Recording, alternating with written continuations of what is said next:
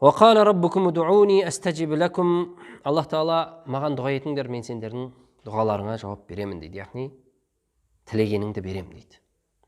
Бүкіл әлем әуелгісі бар, соңғысы бар, адам, жын бәрі тұрып, әрқайсысы өз тілінде, өзбек, қазақ, қырғыз, ұйғыр, ағылшын, неміс, француз, әркім өз тілінде бір сәтте тұрып сұрайтын болса, Аллах Тағала ешқайсыныкін қателеспейді.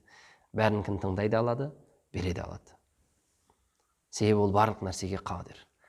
Екі баламыз екі жақтан сөйлеп кетсінші, кешке үйге барғанда. Миды ашып жіберіңдер ғой, біреуің дейміз, Аллах Тағала бүкіл жаратылысының барлығы бір жерде тұрып, бәрі сұрасын, барлығын ести алады.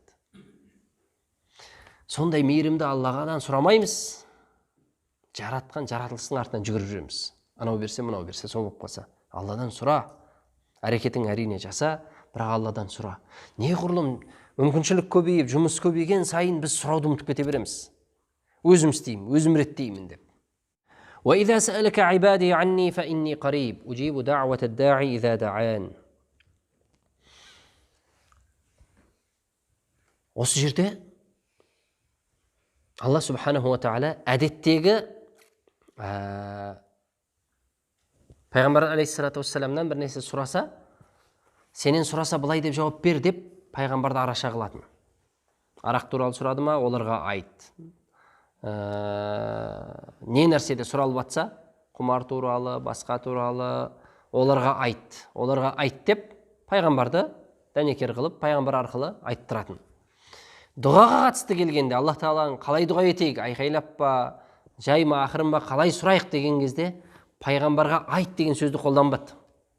Ва иза саалака, сенен сұрап жатса, айбади, құлдарым, менің құлым, анни, мен туралы, фа инни қариб, айт деген сөз жоқ ол жерде. Дереу өзі жауап беріп жатыр, мен жақынмын дейді.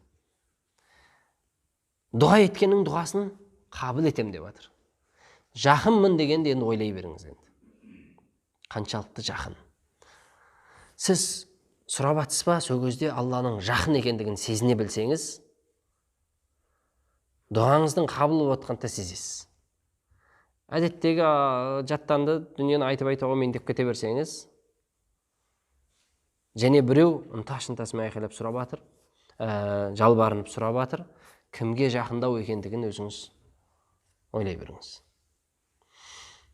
Жай әшейін бір сізден дәрежесі үлкен адамның алдында теріс қарап тұрып, оған сөйлеп тұра берші. Ана ашу келеді, сен не адам менсінбей телефонын шұқылап тұрғанын не, мен сенімен сөйлесіп жатырмын ғой дейді. Дұға еткен кезде де сол әдептерді сақтауымыз керек. Аузымызға салып жеп жатырмыз, шайнаңды аласың деп бітірмей жатып, мен деп бет сипап кете салу емес, шүкір ету өрдегі негізгі мағына. Жеп бол, сөйтті Аллаханың жай. Енді көбінесе қазақ дастарханнан кейін ғой өзі дұға жасайтыны. Және құлшылықтан кейінгі. Құлшылықтан кейінде де жаттанды дүниемен тұрып кете бермеуіміз керек.